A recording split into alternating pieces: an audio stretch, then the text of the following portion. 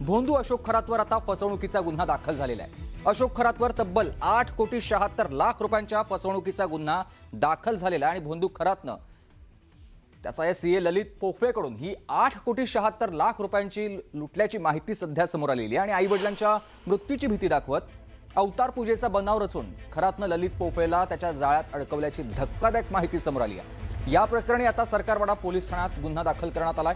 ललित पोफे हा भोंदू खरातचा सीए असून खरातच्या ट्रस्टचा विश्वस्त देखील आहे। त्यामुळे या प्रकरणात आता आणखी मोठ्या आर्थिक गैरव्यवहाराचे धागेदोरे समोर येण्याची दाट शक्यता आहे। लक्ष्मण घाटोळ माझे सहकारी आपल्याला सविस्तर या सगळ्या संदर्भात माहिती देतील। लक्ष्मण, सुमित, हे सगळं प्रकरण अशोक खरातचं घडतंय, त्यामध्ये अनेक धक्कादायक माहिती समोर येते।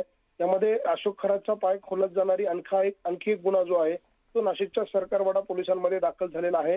हा गुन्हा दाखल दुसरा तिसरा कोणी केलेला नाहीये, तर हा अशोक खरातचा एकेकाळचा सहकारी अर्थात त्याचा सीए आहे आणि त्याच्या संस्थेवरती देखील विश्वस्त राहिलेला ललित पोपळे आहे। या ललित पोपळेनेच आता अशोक खरात विरोधात नाशिकच्या सरकारवाडा पोलिसांमध्ये एक गुन्हा दाखल केला। हा गुन्हा आहे आर्थिक फसवणुकीचा। तब्बल 8,76,00,000 रुपयांची फसवणूक झाल्याचा तक्रार यामध्ये करण्यात आलेली आहे।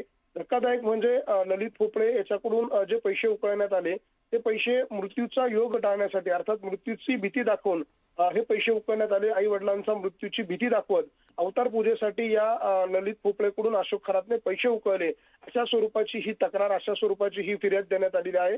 त्यामुळे अशोक खरातच्या अडचणीमध्ये वाढ होणारा आणखी एक गुन्हा या ठिकाणी दाखल झालेला आहे।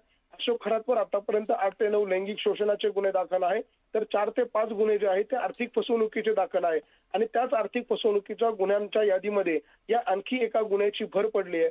मात्र महत्वाचं म्हणजे हा गुन्हा दुसरा तिसरा कोणी नाही तर त्याचाच सहकारी, त्याचाच सीए आणि त्याच्याच संस्थेवरती विश्वस्त असलेल्या ललित पोपळे यांनी केलेला आहे आणि त्यामुळे या सगळ्या प्रकरणात अशोक खरातच्या अडचणीमध्ये मोठी वाढ होण्याची शक्यता निर्माण झाली आहे।